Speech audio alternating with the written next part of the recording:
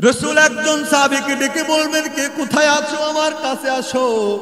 রাসূলের তুলু কথা বলার মতো হিম্মত ছিল না আমার ভাইয়েরা। দিন কায়েমের জন্য তোমার আমার মহব্বতের রাসূল উহুদের ময়দানে ব্যাপকভাবে আক্রান্ত হয়েছে, গুহার মধ্যে গর্তের মধ্যে পড়ে গিয়েছে। শয়তান সুযোগ পেয়ে গেল মুসলমানের মনোবল ধ্বংস করবার জন্য। গোটা উহুদের রণাঙ্গনে আওয়াজ ছড়িয়ে দিল, কুতিলা মুহাম্মদ। এরে মানুষেরা, ইমানদারেরা শোনো, তোমরা যেই নবীর মহব্বতে যুদ্ধ করার জন্য এসেছো, সেই নবী মুহাম্মদ আর দুনিয়ার বুকে জিন্দা না। যেই সাহাবীরা রাসূলের এক কথায় মুহূর্তের মধ্যেই নিজেদের তাজা প্রাণ বিসর্জন দিতে পারে রে,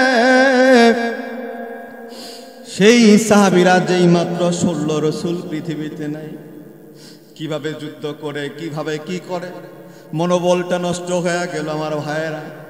একজন সাহাবী পাগলের মতো হইয়া ছুটে চলল উহুদের রণাঙ্গন থেকে মদিনার দিকে। মদিনার অলিতে গলিতে যাইয়া ঘোষণা দেয়, কে কোথায় আছো রে, কার জন্য জীবন বাঁধবি, কার জন্য সংসার বাঁধবি রে। দিনের নবী মুহাম্মদুর রাসূলুল্লাহ আর পৃথিবীতে জিন্দা না। মদিনার মানুষেরা পাগলের মতো হইয়া ছোটাছুটি করে।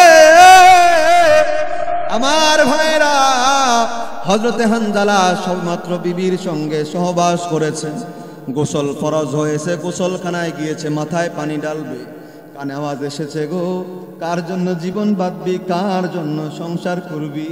দিনের নবী মুহাম্মদ আর পৃথিবীতে জিন্দা নাই। নবীর প্রেমে পাগল হানজালা ফরজ গোসলের কথা ভুলে যাইয়া পানির বালতিটা ছুঁড়ে ফেলে দিয়ে দৌড়া বাড়িতে হাজির। ঘরেও ঢোকে না, বিবিরে দে কুশমুক্ত করে তরবারিটা আমার হাতে তুলে দে। স্বামী গো কোথায় যাবেন, না রে না জিজ্ঞেস করিও না, আবার দিনের নবী মুহাম্মদুর রাসূলুল্লাহ দুনিয়াতে নাই। যে পৃথিবীতে নবী নাই রে, সেই পৃথিবীতে আমি হানজালা বেঁচে থাকতে চাই না। হয় আমি কাফেরদেরকে পৃথিবী থেকে বিদায় করব, নতুবা আমিও শহীদ হইয়া পৃথিবী থেকে বিদায় নিব। স্ত্রী তরবারিটা হাতে তুলে দিয়া বললেন, স্বামী শুধু ফরজ গোসলটা করে যান। রাজি হলেন। রাসূলের মহব্বত উহুদের ময়দানে ছুটে যায় রে। হানজালা বীর বিক্রমের সঙ্গে মুশরিকদের বিরুদ্ধে যুদ্ধ করতে করতে বহু কাফেরকে দুনিয়া থেকে বিদায় করে জাহান্নামে পাঠায় দিল। নিষ্ঠুর কাফেররা পিছন দিক থেকে হঠাৎ করে আক্রমণ করে হানজালার তাজা প্রাণটাকে মুহূর্তের মধ্যেই বাবারে দুনিয়া থেকে বিদায় করে তাকে তো জান্নাতের মেহমান বানায় দিল। হযরতে হানজালা রাসূলের প্রেমে, নবীর প্রেমে পাগল হইয়া উহুদের ময়দানে নিজের জীবনটা বিলায়া দেয়। আমার ভাইরা, কিছুক্ষণ পরে রাসূলকে গর্তের মধ্যে খুঁজে পাওয়া গেল। রাসূল আমার যখন কিছুটা জ্ঞান ফিরে পেলেন, বললেন, যুদ্ধ বলতে ঘোষণা করে দাও। যুদ্ধ স্থগিত করে দেওয়া হলো। আমার ভাইয়েরা, রসুলের যে দান দান মোবারক শহীদ হয়েছে, রসুলের চিন্তা নাই। রসুলের মাথায় পেরাক ঢুকেছে, রসুলের চিন্তা নাই। আমার রসুল কয়, ওগো দেখো না আমার সাহাবীদের কি অবস্থা। আমার রসুল তখন সাহাবীকে ভুলে নাই, উম্মতকে ভুলে নাই। আমার ভাইরা, আমার ভাইরা, রাসূল আদেশ করলেন, দেখো যারা আহত তাদের চিকিৎসার ব্যবস্থা করো, যারা সুস্থ আছো তারা, তোমরা যারা শহীদ হয়েছে তাদেরকে কাতারবদ্ধ করে শুইয়ে দাও। তাদের তোমরা গোসল দিবে না, তাদেরকে তোমরা কাফনের কাপড় পাল্টিয়ে দিবে না। রক্ত মাখা শরীরেই তোমরা জানাজা দিয়ে তাদেরকে কবরের মধ্যে তোমরা দাফন করে দিবে। কেননা দুনিয়া থেকে যারা বিদায় নিবে কিয়ামতের হাসরের ময়দানে প্রত্যেকেই তো কাপড়বিহীন উলঙ্গ অবস্থায় উঠবে। আমার রাসূল শুধুমাত্র বলেছেন একটা দলের কথা, যারা উলঙ্গ অবস্থায় উঠবে না। এই রক্তমাখা গায়ে যারা শহীদ হয়েছিল, যাদেরকে দাফন করা হয়েছিল হাসরের কঠিন ময়দানে, তারা সেই রক্তমাখা কাপড় পরিহিত অবস্থায় কিয়ামতের কঠিন ময়দানে দাঁড়ায়া যাবে। আল্লাহু আকবার। আমার ভাইরা, যেই মাত্র জানাজার ব্যবস্থা করা হবে, মদিনার অদূর প্রান্ত থেকে যুবতী একটা নারী দৌড়ে আসতেছিল। আগে রাসূল, আগে আপনি জানাজা দিয়েন না, একটু অপেক্ষা করেন গো নবী, আমি আসি। কে গো তুমি? রাসূল, আমি আপনার প্রেমে পাগল, হানজালার বিবি। কি জন্য আসছো? ওগো নবীজি, কানে আওয়াজ পৌঁছেছে আপনি নাকি পৃথিবী থেকে বিদায় নিয়েছেন। আমার স্বামীর উপরে গোসল ফরজ হয়েছিল, ফরজ গোসলটা পর্যন্ত করে নাই। আপনার প্রেমে পাগল হয়ে আমার স্বামী হানজালা উহুদের ময়দানে হাজির হয়েছে। ওগো রাসূল, দেখেন না আমার স্বামী কোথায়।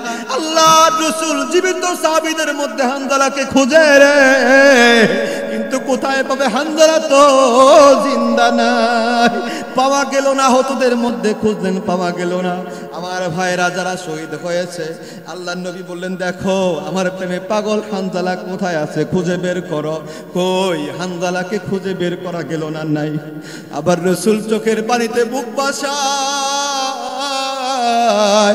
আমার রাসূলের কান্নার কারণে পৃথিবীর ফেরেশতারা কান্দে রে, গাছপালা তরলতা পাহাড়গুলা পর্যন্ত কান্দে, আল্লাহর আরশ বহনকারী ফেরেশতারা পর্যন্ত থরথর করে কাঁপতেছিল। ও আল্লাহ, তোমার হাবিব কান্দে গো, চোখের পানি সহ্য হয় না, তোমার হাবিবের চোখের পানি বন্ধ করাও। আমার ভাইরা, আল্লাহ রাব্বুল আলামিন জিবরাইলকে পাঠাইলেন। জিবরাইল, তাড়াতাড়ি আমার রাসূলের কাছে চলে যাও। জিবরাইল আসলো, সালাম দিয়া বললেন, ওগো নবীজি, কান্নার কারণ বুঝলাম না, কি জন্য কান্দেন? জিবরাইল রে, তুমি কি জানো না আমার প্রেমে পাগল হানজালা, সে তো শহীদ হয়েছে, লাশ পর্যন্ত খুঁজে পাই না। আমার মন বলে রে, হয়তো কাফেরেরা আমার প্রিয় সাহাবী হানজালার লাশটা গোপন করে ফেলেছে, আমি কি তার লাশটা শেষবারের মতো দেখবো না, এই জন্য আমি রাসূল কাঁদতেছি। হযরত জিবরাইল বললেন, ইয়া রাসূলুল্লাহ, ইয়া হাবিবাল্লাহ, চোখের পানি মুছুন গো, কান্নার প্রয়োজন নাই। জানেননি ইয়া রাসূলুল্লাহ, আপনার প্রেমে পাগল হইয়া হানজালা ফরজ গোসলটা পর্যন্ত করতে পারে নাই।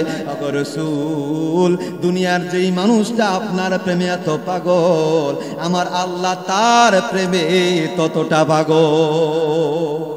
আওয়াজ দেবেন আল্লাহু আকবার। আগে রাসূল, পৃথিবীতে আপনার প্রেমে যে যত বেশি পাগল, আরশে আজিমের মালিক আল্লাহ তার প্রেমে তত বেশি পাগল। ওগো নবীজি, শুনেন শুনেন শুনেন, আপনার হানজালা ফরজ গোসল করে নাই, আমার আল্লাহ তারে জান্নাতে ফেরেশতাদের মাধ্যমে উঠাইছে। দুনিয়ার কোনো পানি দ্বারা নয়, আপনার প্রেমে পাগল সাহাবী হানজালার ফরজ গোসলটা জান্নাতের পানি দ্বারা করানো হয়েছে। এটা আওয়াজ দিয়া বলবেন কি আল্লাহু আকবার? আর একটা আওয়াজ দিয়ে বলা যাবে কি আল্লাহু আকবার?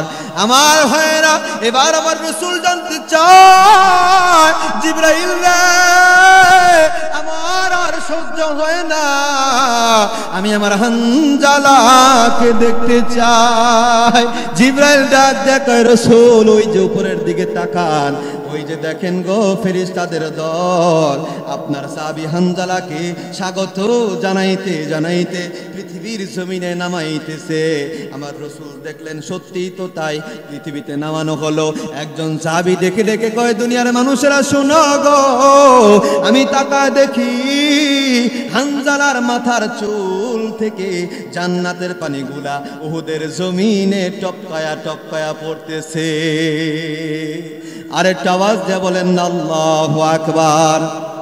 এবার আমার ভাইয়েরা, আমার যুবক বন্ধুরা, আমি আপনাদেরকে বলতে চাই, বলুন না, যেই সাহাবী হানজালা যৌবনের তাড়না পরিত্যাগ করে, নববধূর ভালোবাসা পরিত্যাগ করে, একমাত্র রাসূলের মুহাব্বতে মানবতা রক্ষার জন্য, মানবতা কায়েমের জন্য, দিন প্রতিষ্ঠার জন্য, আল্লাহর দিন পৃথিবীতে জিন্দা করার জন্য নিজের সব কিছু পৃথিবীর জমিনে বিলীন করে দিল একমাত্র আল্লাহকে পাওয়ার আশায়। আমার ভাইয়েরা যারা বসে আছেন গো, জানতে চাই আমাদেরও সেই আল্লাহকে দেখার ইচ্ছা আছে না নাই? একটা আওয়াজ দিয়ে বলেন না, সেই আল্লাহকে দেখার ইচ্ছা আছে না নাই? আমার ভাইরা, আল্লাহ দেখতে হইলে, আল্লাহকে পাইতে হইলে, আল্লাহর জান্নাতে যেতে গেলে যেই দুইটা বিশেষ কাজ করার প্রয়োজন, এর মধ্যে এক নাম্বার কাজ হলো ঈমান। সেই বিষয়টা নিয়ে সংক্ষিপ্তভাবে আমি আপনাদের সামনে আলোচনা করলাম। এবার আমার ভাইরা, 2 নাম্বার যে বিষয়টা প্রয়োজন পড়ে সেটা হলো শিরিক মুক্ত নির্ভেজাল কিছু আমল। আমার ভাইরা, শুনবেন না? শুনবেন না? থাকগা না না না, খুব একটা জোর নাই। না না না, আপনাদের ঘুমাইতেছেন মনে হয়। আছে তাকবীর দেন তো একটা, লিল্লাহে তাকবীর। এই আওয়াজে কি ওয়াজ করুন যাব? চিল্লাইলাম আমি, আপনারা ঘাবড়াইলেন, বুঝলাম না কিছু। এটা আওয়াজ দিয়ে বলেন লিল্লাহে তাকবীর। আরো আরো আওয়াজ, লিল্লাহে তাকবীর। কোরআন সুন্নাহর আলো, কোরআন সুন্নাহর আলো। মাহফিল আছে যেখানে, আজকের মাহফিল যোগ দিন এখন সফল হোক, সফল হোক। আমার ভাইয়েরা, যাই হোক, আপনাদের এখনো যে আলোচনা শোনার মতো আপনাদের এনার্জি আছে, এইটাতে আমি খুব মুগ্ধ হয়েছি। কিন্তু আমি আর কথা বলতে চাচ্ছি না। আমার সিস্টেম হচ্ছে আমি 12:30টার উপরে কথা বলি না। আমার ভাইয়েরা, আমি আপনাদের ধনবাড়ির এই পাশটাতে একেবারেই নতুন। যদি অন্য কোনো দিন যদি আল্লাহ পাক আপনাদের সামনে আবার বসার মতো সুযোগ করে দেয়, আপনাদেরকে 2 নাম্বার বিষয়, আমলের বিষয় নিয়ে কিছু কথা বলবো। তবে আপনাদের কাছে বিদায় নেবার আগে শুধু একটা বিষয় ছোট্ট করে বলতে চাই। আমার অনেক মা বোনরা ছিলেন, আজকের আলোচনা তো সবার জন্যই, এরপরেও একটু বলতে চাই। আমার ভাইয়েরা, এখানে যারা উপস্থিত আছেন, অনেকের তো বাবা নাই, কথা বলেন ঠিক কি? অনেকের তো মা নাই। আমার ভাইয়েরা, পৃথিবীর থেকে মানুষ চলে যাবে, এটাই তো স্বাভাবিক নিয়ম। কত মানুষ আমার সামনে বাবাকে বাবা বলে ডাকে, আমি আর কোনোদিন বাবাকে বাবা বলতে পারবো না। পৃথিবীর কত মানুষ মাকে মধুর সুরে আম্মা, মা বলে ডাকে, আমি আর কোনোদিন মাকে মা বলে ডাকতে পারবো না। আমার ভাইয়েরা, আমার ভাইয়েরা, আল্লাহ রাসূল পাক সাল্লাল্লাহু আলাইহি ওয়াসাল্লাম বলেছেন, আল জান্নাতু তাহতা আকদামিল উম্মাহ। জান্নাত কোথায় খোঁজো? পীরের কাছে জান্নাত নাই, আলেমের কাছে জান্নাত নাই। কোথায় জান্নাত খোঁজো? ওই দিকে, সেই দিকে জান্নাত নাই। জান্নাত যদি খুঁজতে হয়, তোমার পায়ের নিচে যায় জান্নাত খোঁজো, জান্নাত পেয়ে যাবে। তোমার মায়ের পায়ের নিচে যায় জান্নাত খোঁজো, জান্নাত পেয়ে যাবে। তার মানে এই না যে আজকে মা যেখানে দাঁড়াবে সেখানে যা খুঁজবেন ওইখানে জান্নাত পাবেন না। এই কথার মানে হচ্ছে পিতামাতার খেদমত করে, সেবা যত্ন করে আপনাকে জান্নাত কামাই করতে হবে। আমার ভাইয়ের, আমি বিদায় নেবার আগে যদি আর 10টা মিনিট আপনাদের সামনে একটু কথা বলি, রাগ করবেন? যাদের ঘুম পাইতেছে তারা বুঝি রাগ করবেন? দেখেন, পিতামাতার সেবা যত্ন করলে জান্নাত যে পাওয়া যায়, আমি তার ছোট্ট একটা দৃষ্টান্ত দিই, আজকের আলোচনার ইতি আমি টানবো। আমার ভাইয়েরা, জামানার পয়গাম্বর নাম হচ্ছে হযরতে মূসা আলাইহিস সালাতু ওয়াস সালাম, নাম তো শুনেছেন। আল্লাহর নবী মূসা জানতে চায়, মালিক, আমি পয়গাম্বর মূসা দুনিয়া থেকে বিদায় নিলে বলো না আমার সঙ্গে জান্নাতে কে থাকবে? নবীর সঙ্গে তো নবী থাকার কথা, অথবা নবীর সাহাবীরা থাকার কথা। আল্লাহ পাক বললেন, মূসা, জানতেই তোমার এটা কি জানার খুব ইচ্ছা? জি, আমার খুব জানার ইচ্ছা। তবে শোনো, অমুক বাজারের একটা কসাই তোমার সঙ্গে তোমার জান্নাতের সঙ্গী হবে। চুপ করে থাকলে ওয়াজ করবো? আমার চাচাই ভালো, আওয়াজ দিয়ে বলেন না সুবহানাল্লাহ। একটু হিসাব মিলায়েন, নবীর সঙ্গে জান্নাতের সঙ্গী কে? কসাই। কাজ কি? সারাদিন গোস্ত কোপায়, গোস্ত বিক্রি করে, গরু জবাই করে, অন্য কোনো কাজ নাই। কি আজীব ব্যাপার! কিভাবে সম্ভব? মূসা নবী আশ্চর্য, আল্লাহ, কিভাবে কসাই আমার সঙ্গে জান্নাতি হবে? সে কি আমল করে আমার জানতে হবে, আমাদের জানতে হবে কিনা? বললেন, আল্লাহ আমাকে একটু ঠিকানাটা দেন। আল্লাহ বলে, ওই অমুকখানে যাও। তিনি ওইখানে চলে গেলেন। যাওয়ার পরে সেখানে যায়া তিনি দেখলেন ওই লোকটাকে আল্লাহ যার কথা বলেছেন খুঁজে পেলেন। সকাল থেকে সন্ধ্যা পর্যন্ত দাঁড়িয়ে আছেন। কি কাজ করে গো যে সে আমার সঙ্গে জান্নাতি হবে?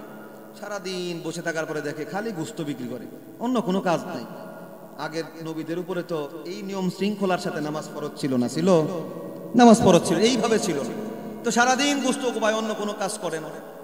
যখন সন্ধ্যা হয়ে গেছে, বেচারা বাড়িতে যাবে, ছোট্ট একটা প্যাকেটে তিনি নরম কিছু গোস্ত, সব গোস্ত তো খাওয়া যায় না, তাই না? নরম কিছু গোস্ত আছে, কিন্তু এই নরম কিছু গোস্ত নিয়ে তিনি ছুটে চললেন তার বাড়ির দিকে। মুসা নবীর সামনে যায় পরিচয় গোপন করে বলে, ভাই আমি এই অঞ্চলে নতুন, এখানে আমার পরিচিত আপন বলতে কেউ নাই, কই থাকবো, রাত হয়ে যাচ্ছে, আপনার সঙ্গে কি একটু আমাকে যাইতে দিবেন, থাকতে দিবেন?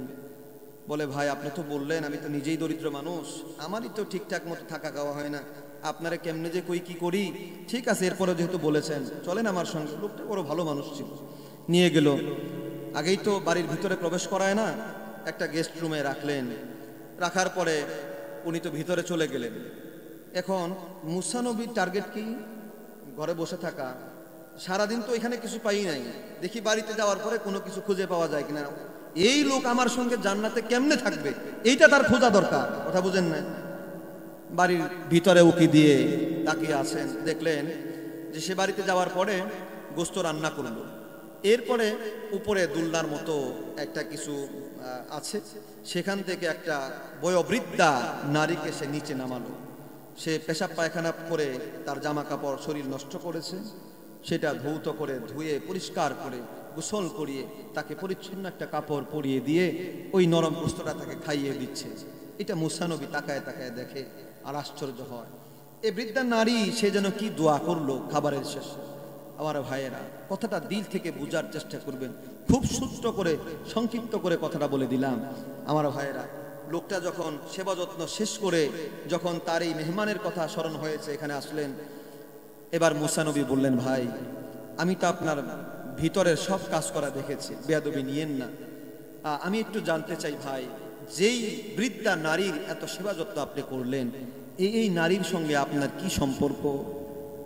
এবার এই কসাই লোকটা চোখের পানি ছেড়ে দিয়ে বলে, আমি তো আপনাকে চিনি না, তবে জানতে যেহেতু চেয়েছেন শোনেন, উনি আর অন্য কেউ নয়, উনি হচ্ছেন আমার জন্মদানকারিণী, আমার ভালোবাসার, আমাকে মহব্বত করার, সত্যিকারের মহব্বত করার মতন একজন মানুষ, তিনি আর কেউ না, তিনি আমার জন্মদানকারিণী, আমার জনম দুঃখিনী মা।